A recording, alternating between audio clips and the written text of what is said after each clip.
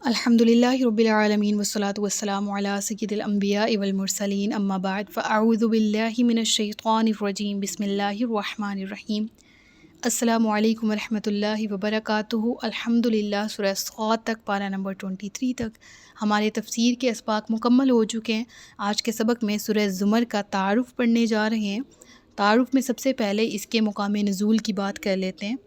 مکی دور کے حوالے سے میں ایک چیز ہمیشہ آپ کو ریوائز کرواتی ہوں کہ مکی دور میں بھی مختلف فیزز تھے۔ ابتدائی اسلام کا فیز تھا جب مسلمان ایمان لائے تھے، تعداد میں تھوڑے تھے، مظلوم تھے، محکوم تھے۔ پھر وقت گزرتا گیا اور پھر 3-4 سال بعد وہ دور آیا جب ظلم و ستم عروج پر پہنچ چکے تھے۔ پھر وہ دور آیا جناب عمر رضی اللہ تعالیٰ عنہ ایمان لائے، اور ان کے ایمان لانے سے جبکہ پہلے عبادت چھپ کے کی جاتی تھی، اب اعلانیہ اللہ کی عبادت کی جانے لگی، اور پھر بغض اور عناد عروج پر پہنچا، اور پھر ہجرت حبشہ کا حکم ہوتا ہے۔ ہجرت حبشہ میں مسلمان ہجرت کر کے حبشہ کی طرف چلے جاتے ہیں۔ اس کے بارے میں تفسیر جو سیرت کی بکس ہیں ان میں ہمیں ڈیٹیل مل جاتی ہے کہ کس طرح نجاشی نے آپ کا ویلکم کیا۔ جناب جعفر بن ابی طالب گئے تھے، ان کی سرپرستی میں وہ لشکر گیا تھا۔ بہرحال پھر وہ دور آتا ہے جب شعبہ ابی طالب میں آپ کو مسلمانوں کو 3 سال کے لیے ایک طرح سے قطع تعلقی کی جاتی، محصور رکھا جاتا ہے، اور پھر 3 سال بعد آپ کو وہاں سے جب آپ کے تعلقات بحال ہوتے ہیں پھر آپ کو حکم ہوتا ہے ہجرت کا، اور پھر مدینہ کی طرف مسلمان ہجرت کر جاتے ہیں۔ تو یہ مکی زندگی کے بہت سے فیزز ہیں۔ الغرض یہ کہ ہر فیز میں مسلمانوں کو ہر طرح کے مصائب و آلام اور آزمائش سے گزرنا پڑا، ہمکنار ہونا پڑا، اور ایک آزمائش مکمل طور پر گزرتی نہیں تھی کہ اگلی تیار کھڑی ہوتی تھی، اور طرح طرح کی مصیبتیں تھیں کہ وی کانٹ ایون امیجن۔ تو اگر دیکھا جائے ان سارے پس منظر کو تو یہ سورہ مکی دور میں نازل ہوئی، اور مکی دور کا وہ سینیریو تھا، کہہ سکتے ہیں ہم کہ وہ فیز تھا کہ جس میں ہجرت حبشہ کا حکم مل چکا تھا، یعنی کہ کفار اور مشرکین کا بغض اور عناد اور ظلم و ستم انتہا کو پہنچ چکا تھا، اور مکہ کی فضا میں مسلمانوں کے لیے اطمینان کا سانس لینا بھی ممکن نہیں تھا۔ وہ یہاں رہ کر اپنے دین کے ارشادات کے مطابق، احکامات ربانی کے مطابق عبادت تک پرفارم نہیں کر پا رہے تھے۔ تو اللہ نے انہیں بتا دیا کہ اگر یہاں رہ کر تم بندگی کے فرائض سر انجام نہیں دے سکتے تو اللہ کی زمین بہت بڑی ہے، کسی ایسی جگہ چلے جاؤ جہاں پر تمہارا ایمان بھی محفوظ ہو اور تمہیں عبادت کرنے کی بھی آزادی ہو۔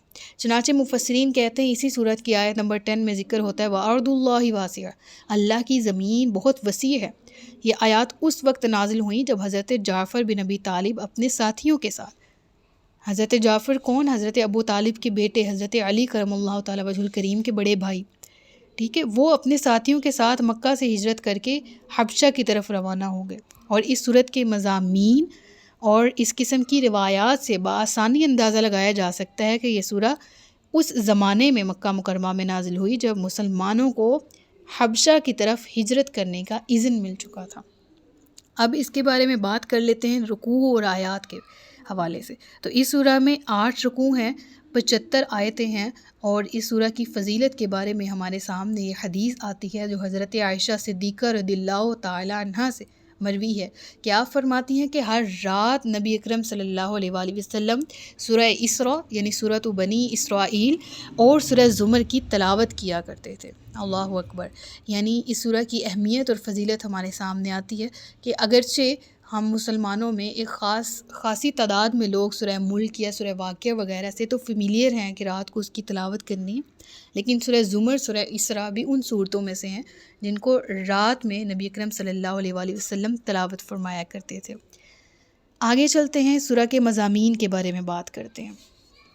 تو اس سورہ کے مرکزی مضمون جیسے کہ توحید ہے، تو ابتدا میں اللہ نے اپنے حبیب صلی اللہ علیہ وآلہ وسلم کو اخلاص کے ساتھ اللہ کی عبادت اور اطاعت کرتے رہنے کا حکم دیا، اور یہ بیان فرمایا کہ اللہ کی مخلوق کی مشابہت اس سے اللہ بری الذمہ، یعنی بری ہے، مبرہ ہے وہ ذات، پاک ہے وہ ذات کہ کوئی اس کے برابر شریک ٹھہرایا جائے یا اس کی مثل کوئی دوسری شے یا شخصیت نہیں ہے۔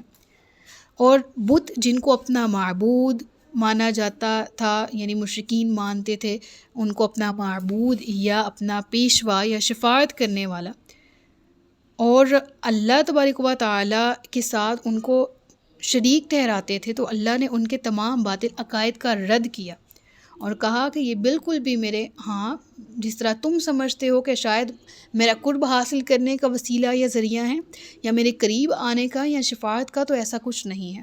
وہ ذات اپنی ذات میں، اپنی صفات میں اور اس کے تقاضوں میں وحدہ لا شریک ہے، لہٰذا شرک کی تردید کی گئی اس سورہ کی ابتدائی آیات میں۔ اس کے بعد قرآن کریم کی عظمت و شان بیان کی گئی۔ جب مسلمان اس کی آیتیں سنتے ہیں تو اللہ کے خوف سے ان کے رونگٹے کھڑے ہو جاتے ہیں اور ان کے دل نرم پڑ جاتے ہیں، جبکہ اس کے برعکس اللہ کی وحدانیت کے دلائل سن کر کفار کے دل مزید سخت ہو جاتے ہیں۔ تو پانی ایک ہی آسمان سے اترنے والا، اور کوئی زمین ایسی ہے جو کھیتی اگا دیتی ہے، ہریالی ہوتی ہے اس میں، اور کوئی ہے کہ بنجر کی بنجر رہتی ہے، حالانکہ آسمان سے پانی تو سیم اترا، ایکویلنٹ اترا۔ بالکل اسی طرح سے قرآن تو سیم ہے، آیات تو وہی ہیں، لیکن جن کے قلوب سلیم ہیں، جن کے دل مطہر ہیں، طاہر ہیں، انہوں نے اپنے پاک دلوں میں اس کو کس طرح سے ابزورب کیا، دل نرم ہوئے، آنکھیں بہیں، اور انہوں کے ایمان میں مزید بڑھاوے کا سبب بنا قرآن۔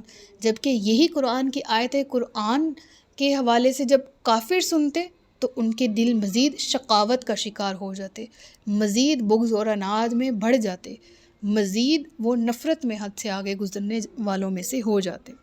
لہٰذا پھر اس سورہ کے مزید آگے چلیں تو گناہ گاروں کو تسلی دی گئی کہ وہ اللہ کی رحمت سے مایوس نہ ہوں، اللہ بخشنے والا مہربان ہے۔ اور اس سورہ کے آخر میں قیامت کے احوال بھی بیان کیے گئے اور کافروں اور مسلمانوں کی جزا بھی بیان کی گئی۔ دیکھا جائے تو اس سورہ میں بہت سے ایسے مضامین ہیں کہ جس کو ہم ڈسکس کریں گے انشاءاللہ عز و جل، جس میں عقیدہ توحید کو ثابت کرنے کے لیے رب العالمین نے کس طرح سے زمین و آسمان، ان کی کریشن، دن اور رات کا آنا جانا، پھر سورج اور چاند کا اپنے مدار میں گردش کرنا، اس کے حکم کے پابند ہونا، رب العالمین کے حکم کے مطابق ایک مقررہ وقت میں طلوع یا غروب ہونا، یہ تمام چیزوں کا ذکر ہوا رب العالمین کی توحید کے دلائل پر۔ اور پھر انسان کی تخلیق کا ذکر ہوا، پھر کس طرح 3 پردوں میں انسان پیدا کیا گیا، وہ پردے کون سے ہیں ان کا ذکر کیا گیا۔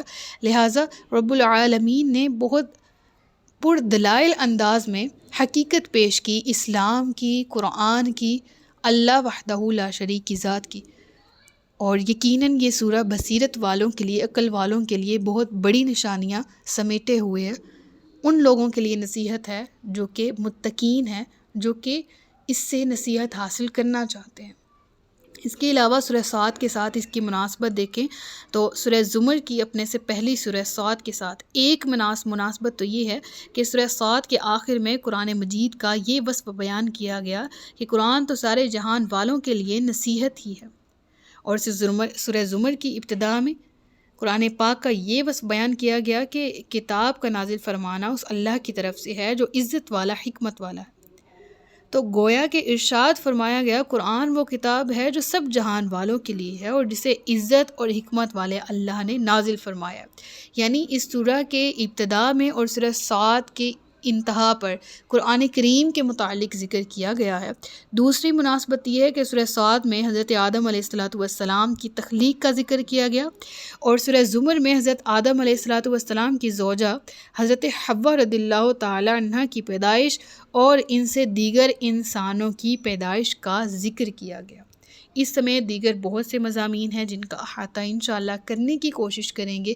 اللہ تبارک و تعالی ہم سب کو علم نافع اور عمل خیر کی توفیق عطا فرمائے۔ اپنا بہت سا خیال رکھیے گا، مجھے دعا میں یاد رکھیے گا۔ تاجدار ختم نبوت زندہ باد، پاکستان پائندہ باد۔ السلام علیکم ورحمۃ اللہ وبرکاتہ۔